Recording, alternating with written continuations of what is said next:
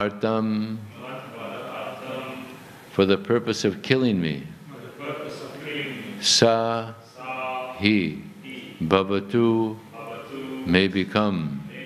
May, my, Bhagavan, the personality of Godhead.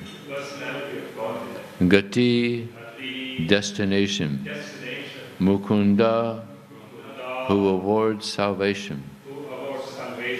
Translation and purport by His Divine Grace, Srila Prabhupada Ki.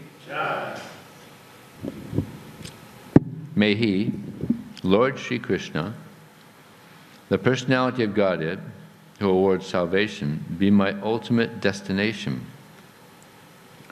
On the battlefield, He charged me as if angry because of the wounds dealt by my sharp arrows. His shield was scattered, and His body was smeared with blood due to the wounds. Purport. The dealings of Lord Krishna and Bhishma Dev on the battlefield of Kurukshetra are interesting because the activities of Lord Sri Krishna appeared to be partial to Arjuna and at enmity with Bhishma Dev. But factually, all this was especially meant to show special favor to Bhishma Dev, a great devotee of the Lord. The astounding feature of such dealing is that a devotee can please the Lord by playing the part of an enemy. The Lord, being absolute, can accept service from His pure devotee even in the garb of an enemy. The Supreme Lord cannot have any enemy, nor can a so-called enemy harm Him, because He is Ajita, or unconquerable. But still He takes pleasure when His pure devotees beats Him, like an enemy, or rebukes Him, and from a superior position, although no one can be superior to the Lord. These are some of the transcendental, reciprocatory dealings of the devotee with the Lord, and those who have no information of pure devotional service cannot penetrate into the mystery of such dealings. Bhishma Dev played the part of a valiant warrior, and he purposefully pierced the body of the Lord so that to the common eyes it appeared that the Lord was wounded, but factually all this was to bewilder the non-devotees. The all-spiritual body cannot be wounded, and a devotee cannot become the enemy of the Lord. Had it been so, Bhishma Dev would not have desired to have the very same Lord as the ultimate destination of his life. Had Bhishma Dev been an enemy of the Lord, Lord Krishna could have annihilated him without even moving. There was no need to come before Bhishma Dev with blood and wounds. But he did so because the warrior devotee wanted to see the transcendental beauty of the Lord decorated with wounds created by a pure devotee. This is the way of exchanging transcendental ras, or relations between the Lord and the servitor. By such dealings, both the Lord and the devotee become glorified in their respective positions. The Lord was so angry that Arjuna checked him when he was moving towards Bhishma Dev, but in spite of Arjuna's checking, he proceeded toward Bhishma Dev as a lover goes to a lover without caring for hindrances. Apparently his determination was to kill Bhishma Dev, but factually it was to please him as a great devotee of the Lord. The Lord is undoubtedly the deliverer of all conditioned souls. The impersonalists desire salvation from Him, and He always awards them according to their aspiration. But here Bhishma Dev aspires to see the Lord in His personal feature. All pure devotees aspire for this.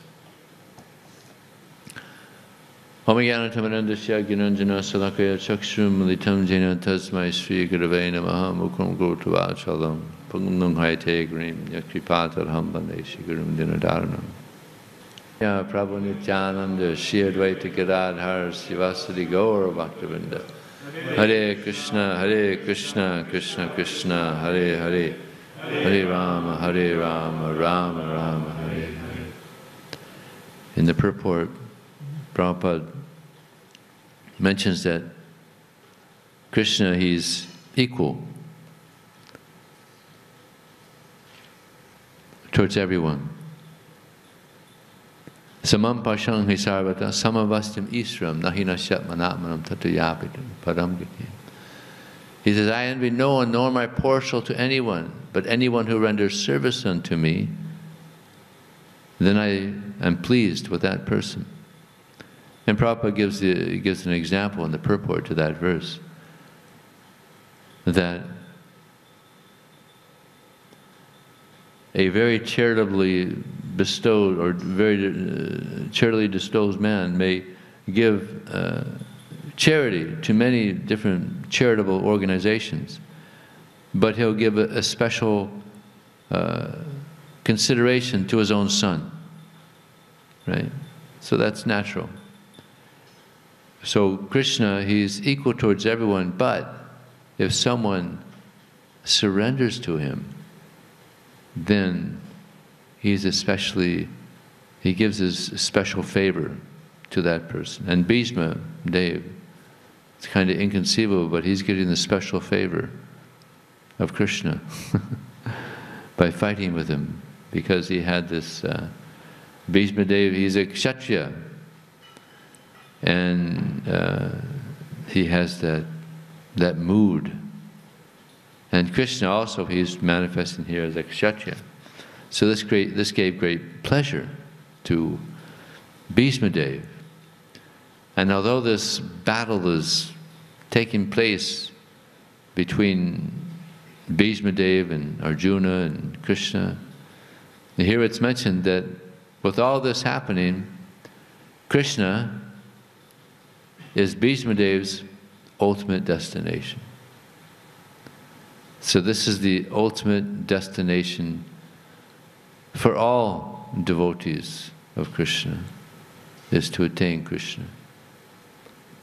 Not easy, not an easy thing to achieve, this great destination, but it is possible. But one has to be very determined. Therefore it's stated, utsaha. One must be very enthusiastic. And Prabhupada was speaking about this. He said, even if you're not enthusiastic, act enthusiastic, and you'll become enthusiastic. And he gave an interesting example. He said, just like if you have a car, now this, I'm talking about the standard cars, not the automatic cars, the ones that you used to have to push, you know. If it wouldn't start, you'd give it a push, and you pop the clutch. Are you familiar with cars that used to be like that? Now we've gone so far. There's some people haven't even heard of such cars. But it used to be like that. Your car wouldn't start, so a few people would get behind the car and push it, and then you'd pop the clutch, and then it'd start going. And so Prabhupada said like that. He said, even if you're not enthusiastic, you act enthusiastic, and eventually you'll catch on, and then you're running along. So enthusiasm is very important, very, very important. And where do we get our enthusiasm from? From those who are enthusiastic. Yeah. And no one is more enthusiastic than Prabhupada. So just by reading Prabhupada's books, you become enthusiastic. Become very enthusiastic. Just by reading Prabhupada's books. Just by hearing his lectures. And of course, devotees, there's many very enthusiastic devotees. It's like Deva and Rita Swami is coming in a couple of weeks, very enthusiastic to preach, to make devotees.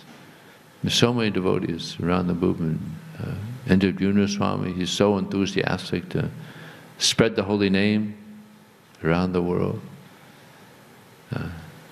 Actually, it's so many wonderful, enthusiastic devotees. Radhanath Swami is making so many devotees in India. So enthusiasm is so important. So utsaha nishchaya dharya, we have to be very determined, enthusiastic. We have to be determined. We have to be patient. I was given a class one time in Europe, and I was saying how the name of Krishna and Krishna are non-different. And one student raised a hand and said, I find this to be inconceivable that the name of God and God are non-different. So I said, well, you have to be a little patient to understand this. And this person said, this word patient is not even in my vocabulary. Yeah. So in the West, we're very impatient. We want everything now. Sometimes people come and then after 3 or 4 years, they figure, this process doesn't work. I'm not a pure devotee. And they leave. But actually, one of the symptoms of a pure devotee is they don't think they're pure. There's an amazing pastime of Bhaktisiddhanta Saraswati Thakur, where 3 of his disciples approached him and they said they're leaving. Because they said the process isn't working, we don't feel that we're advancing. And Bhaktisiddhanta Saraswati Thakur, believe it or not, he was very pleased. He said, I'm very happy to hear this, that you don't feel like you're advancing. If you were to come to me and say, Maharaj, this process is really working. I really feel like I'm getting a lot out of this. I really feel like I'm advancing in Krishna consciousness. I would have been disappointed. And they were all shocked, like, what? Really? So, he said it's natural that devotees of the Lord, they don't feel they're advanced. A devotee never thinks he's a devotee. And even there was one devotee back in the early 70s who wrote a letter to Prabhupada. In the letter there was a nice poem. And in the poem, he said that he's a devotee of Krishna. So Prabhupada wrote back and said, thank you for your letter, nice poem, except for devotees never think that they're a devotee. They're always aspiring to become devotee. They don't think they're advanced. And even Krishnadas Kaviraj, who was one of the most advanced devotees to ever walk on this planet, who wrote the Chaitanya Charitamrita, he said, if anybody chants my name, they lose all good, pious credit. Yeah. Thought himself to be lower than a worm in stool. Now here's one of the most advanced devotees ever, and he thought himself to be very fallen.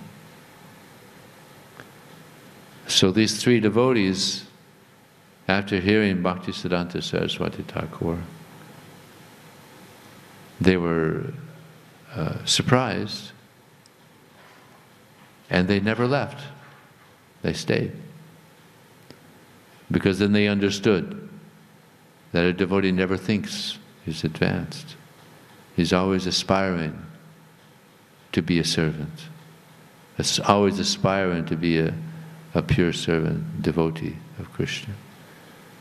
So, if we think that we're advanced, we got a problem. And if we think, oh, I've got so far to go, I'm so fallen, this is good, this is a healthy sign. Kind of ironic, isn't it? But yeah, this is a devotee. He's humble. A devotee is humble. It's not false humility. Prabhupada was speaking about this Krishnadas Kaviraj, he said this is not just lip service when he says that I think I'm lower than the worm and stool. This is humility.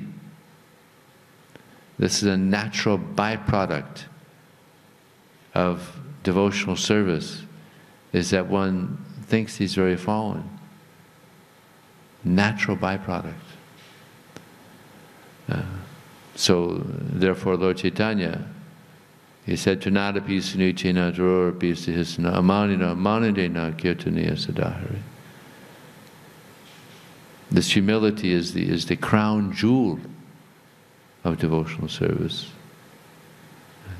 He thinks himself lower than the straw in the street.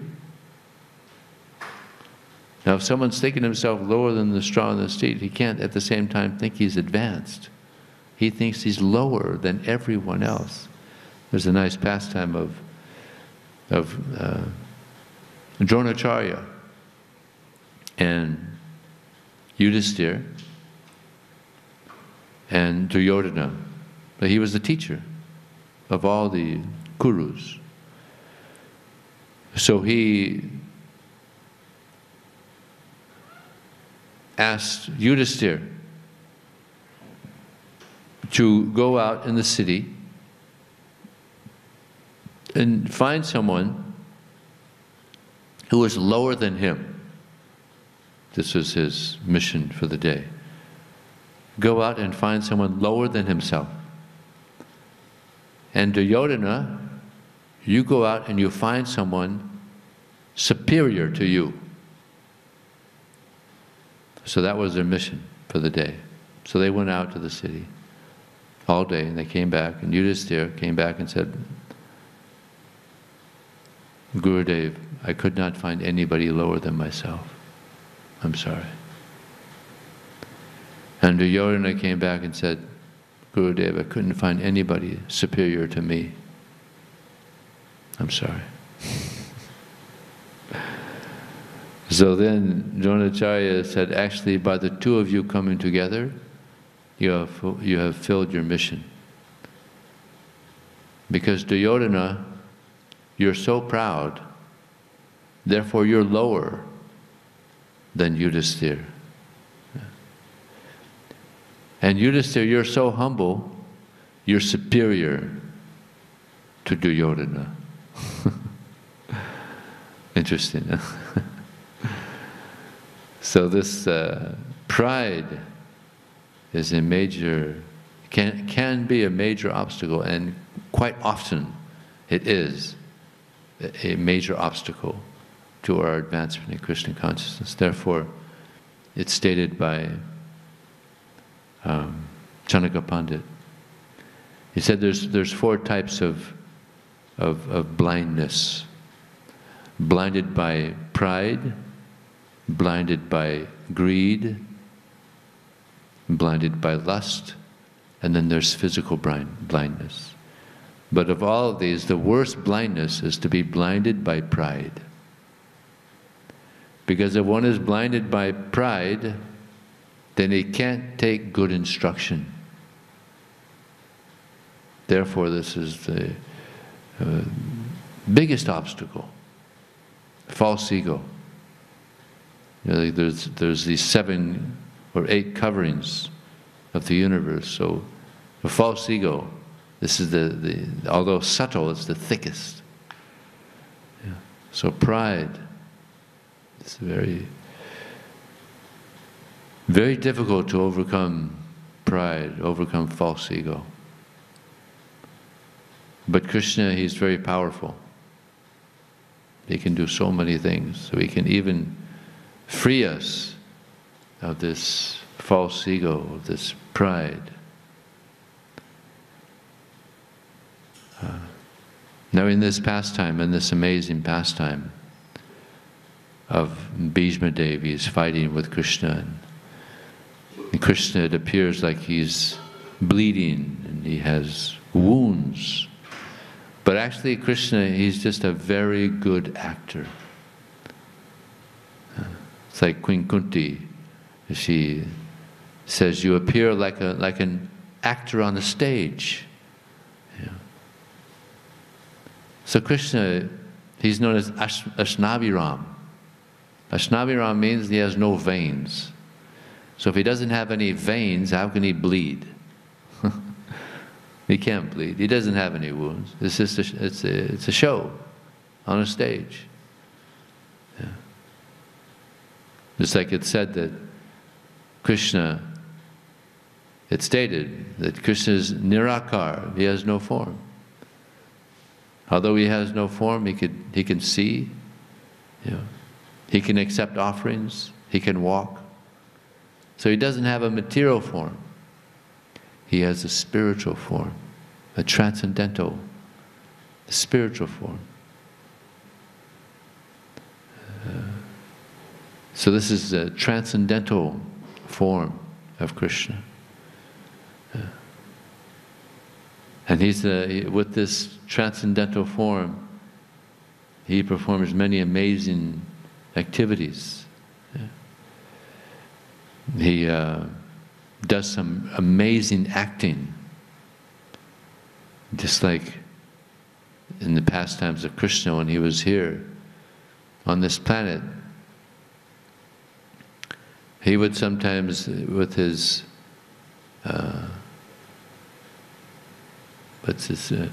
he's known as Kautiki, which means that he has the best sense of humor. So with his amazing sense of humor, he would joke around.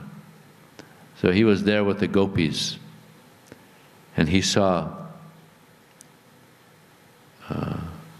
what was the husband's name of Radharani? Abhimanyu. He saw Abhimanyu coming. So he told the gopis, watch this. So immediately he transformed his form into Abhimanyu, looking exactly like Abhimanyu, sounding like Abhimanyu. So he went to the mother of Abhimanyu. What was her name? Jatila. He said, Mata, Krishna's coming. He's disguised like me. He's going to play a joke on you. I just wanted to let you know he's coming now. She said, oh, thank you. So then Abhimanyu comes, and she's got a broom. When Abhimanyu comes, she's got this broom, and she's beating Abhimanyu. You nonsense Krishna, I know you're Krishna, come in disguise as my son, you rascal. She's beating him. No, Mata, what are you talking? I'm Abhimanyu. No, this is me. No, I know you rascal. You're Krishna. And she's beating him. No, Mata, it's me. No, you're rascal. He's beating. So Krishna, he has amazing disguises. And it's described in the Nectar Devotion that all the gopis, they're showing their teeth, laughing, watching this. And an amazing pastime of the Brahma Vimohana Leela, Lord Brahma had heard that this cowherd boy is Krishna, God. So he wanted to test. So he took away all the cowherd boys, all the calves. What's interesting here is they were all eating, taking lunch, and they were so immersed in being there with Krishna, seeing Krishna, and they would offer different things to Krishna that their mothers had given to them. And then at one point they noticed the cows, they're gone. They've been allured by green grasses, so they were gone. So Krishna said, don't bother yourselves. You see Krishna, he's very concerned. He's very humble. Take prasad, it's okay. I'll find the cows. He didn't want them to be disturbed. This is Krishna. Yeah. He didn't want his devotees to have their lunch interrupted. You take prasad, it's okay, I'll find them. So he went to find the cows. He couldn't find them. So Krishna, being the Supreme Lord. He understood, Brahma, these playing tricks. So he went back to where the cowherd boys were, and they were gone. So what did he do? He disguised himself as the cowherd boys and the calves. Perfectly. Every little characteristic of each of the cowherd boys was there in Krishna. So then they went home. He knew that if he went home without the cowherd boys, he'd be in big trouble. So all the cowherd boys, thousands and thousands of them, exactly resembled these boys, but they were Krishna. For 1 year, this went on. Krishna, with one action, he performs many purposes. Because all the cowherd, the elderly cowherd ladies, they all wanted to have Krishna as their son. So Krishna made this arrangement so that he could be the son of all these elderly gopis. And they were very happy. And the calves also, they were Krishna. So the cows were very happy also to have Krishna. Because they couldn't understand. They couldn't understand. So this is Krishna. He's a very good actor. He's so good. It's like he acts as the half man, half lion. The Shringadev. Yeah. So this is Krishna. And he does all this to please his, whatever he does, he's doing it to please his devotee. Just like Prahlad Maharaj was such a great devotee. Such a great devotee. It's described that Indra and his party, they were going to when Hiranyakasipu was doing austerities, they usurped his kingdom, Hiranyakasipu's kingdom, and they found the wife of Hiranyakasipu, who was pregnant. So they were going to take her. They weren't going to kill her. They were going to wait till she gave birth to the son, and they were going to kill him, thinking that he's going to be a huge demon. Narada Muni shows up, and he says, "What are you doing? You know, manhandling this lady? No, we're not going to harm her. We're just going to wait till she gives birth, and we're going to take the child and kill the child." Narada Muni said, "You're not going to be able to kill this child because he's a great devotee. Even if you tried as hard as you could, you won't be able to kill him. Rakhe Krishna Morike, More Krishna Rakhe." So as soon as they heard from Narada Muni that this child is a great devotee of Krishna, they let the lady go and they circumambulated 3 times. Because they knew, Narada Muni says, there's a great devotee in this womb. They knew he's a great devotee. So they, out of respect, they circumambulated Prahlad Maharaj in the womb. So then, of course, he took birth and he grew up, and Hiranyakasipu, he was trying to train his son to be a demon, a good demon, like him, like the other demons. But he didn't want to have anything to do with it, because he had been preached to by Narada Muni in the womb. Narada Muni took the lady and preached to her. So somehow Prahlad was able to hear and retain the teachings that he had heard from Narada Muni. So Hiranyakasipu was very upset that his son had become a devotee, and even tried to kill him in many ways. He tried to throw him in boiling oil, have him trampled by an elephant. So many ways he tried to kill him. What other ways did he try to kill him? Poison? Yeah, throw him in a pit of snakes. Fire? Huh? Throw him off a cliff? So many ways. But he couldn't be killed. Now Hiranyakasipu was a huge demon. Even the demigods became his servants. He was so powerful. But he couldn't kill this 5-year-old boy. He became frustrated. And he even said to him, "Where do you get your power from? I can't kill you."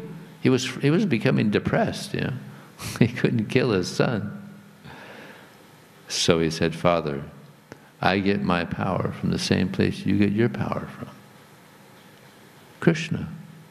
Oh, that's the last thing he wanted to hear. Oh yeah?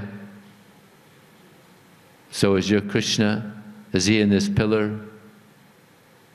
Prabhupada was speaking about this. As soon as he said that, Lord Nrsingadev was above the pillar and he was waving at Prahlad Maharaj. And Prahlad looked up and said, "Yes, he's there." He was waving down. "Hi." So then he hit the pillar and Lord Nrsingadev came out, something he'd never seen. Actually, when he first hit it, he heard this screech, this screeching, this loud screeching that's described that you could hear it throughout the universe. So it was almost unbearable. And Hiranyakasipu was like, "What is this?" It was so loud and it was penetrating. And then Lord Nrsingadev came out, half man, half lion, challenging Hiranyakasipu. So Krishna's a really good actor. And of course then he likes to fight. So he kind of fought with him, and even he was in the grips of Nrsingadev. And then he was able to get loose, and then he thought, "Now I'm gonna do you in." So of course then Krishna, in the form of Lord Nrsingadev, he did a surgery on Hiranyakasipu. It was a successful surgery. He was liberated.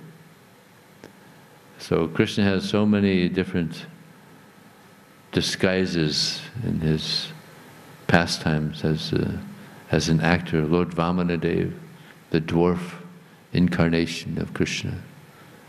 Bali Maharaj, he had conquered the universe. And this dwarf, just 5-year-old baby, just this, this small boy. Brahmana. So Bali Maharaj, he was enamored by the beauty of this boy. So he was a Brahmana, so is there anything I can get for you? Anything you want, I can give to you. So Vamana said, "I just want 3 little steps. I'll be happy." "You're a very uneducated child. I can give you anything you want. I can give you a kingdom. I can give you anything you want." And Vamana said, "No. If one's senses are out of control, that even if he has the whole universe, still he would not be satisfied. I'm controlled. Just give me 3 steps of land." So, okay, I'll give you 3 steps. But the guru said, don't do that. This is Vishnu, come in disguise. He's acting. This is an act. But Bali said, "No, I promised." There was a promise again. He had integrity. So he gave them the 3 steps of lamb. With 1 step, he covered the whole universe, and then next step he covered the sky. Now he has 1 left. So he told Bali, you were going to give me 3 steps, I've taken 2, I've covered everything, and now where am I going to put my 3rd step? You cheated me. So he tied him up. Vashuki tied him up. You didn't keep your promise. So then he said, you can put the last step on my head. Bali Maharaj, such a great devotee. He was known as he who surrendered everything, gave everything. So Krishna has many amazing disguises. How many? It's described that Krishna, he has unlimited incarnations, just unlimited incarnations, just like as many as there are waves in the ocean. How many waves are there in the ocean? Can't count them, impossible. So there's many, many disguises Krishna has. But the most attractive form is the form of Krishna, Shyama Sundar, the most attractive.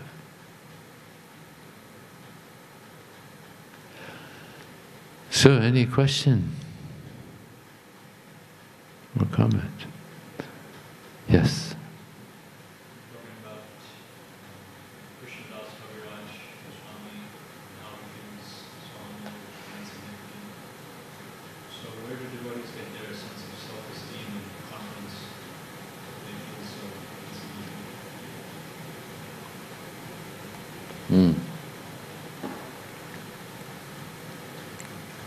So if a devotee feels himself fallen, where does he get his self-esteem, his confidence? A devotee is confident in the mercy of Krishna.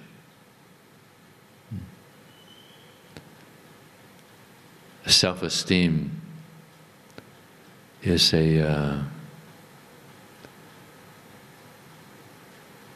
it's something that, people feel, oh, I'm really something.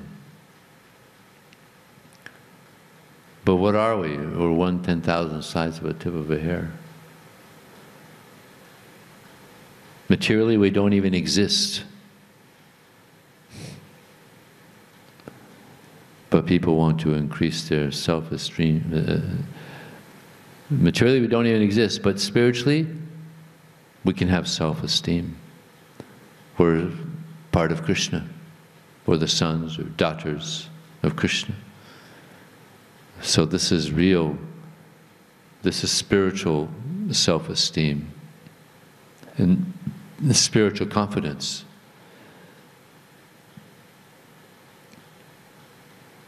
That I'm Krishna's, and Krishna is mine also.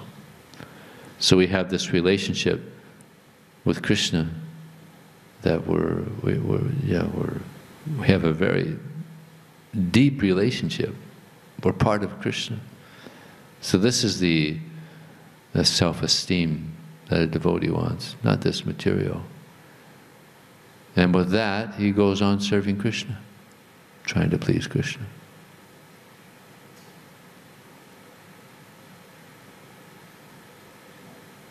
We can be proud of Krishna.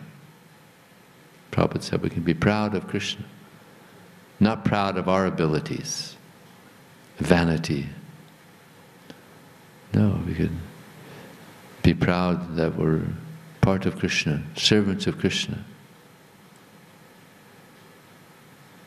Prabhupada once said that the book distributors, they can be a little proud because they're doing very important service, but not too proud.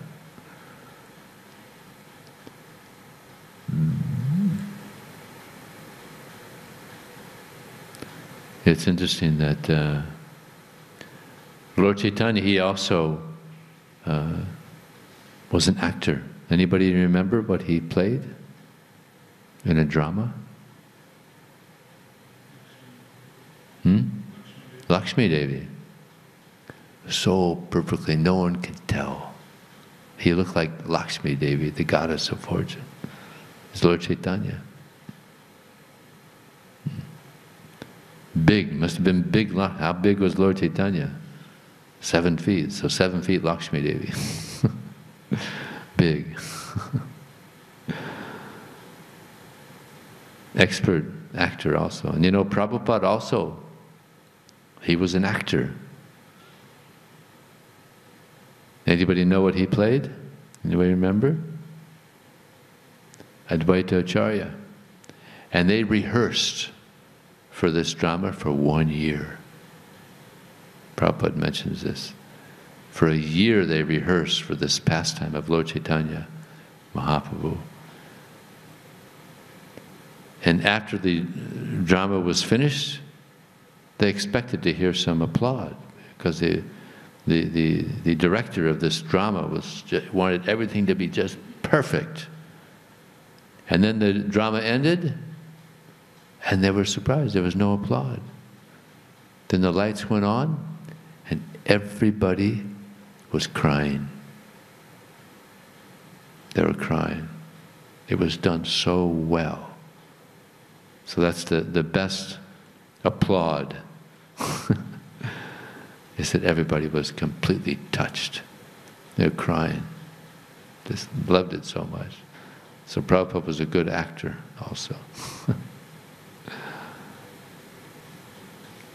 Prabhupada liked the dramas devotees used to do. Prabhupada said that these dramas are so good, they're better than my books, he once said.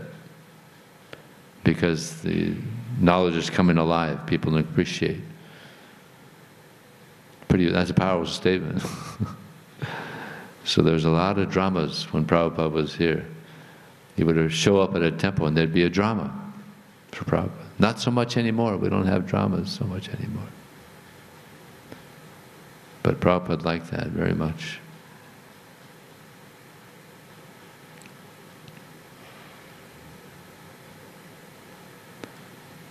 Anything else? Okay, thank you very much. Srila Prabhupada ki jai.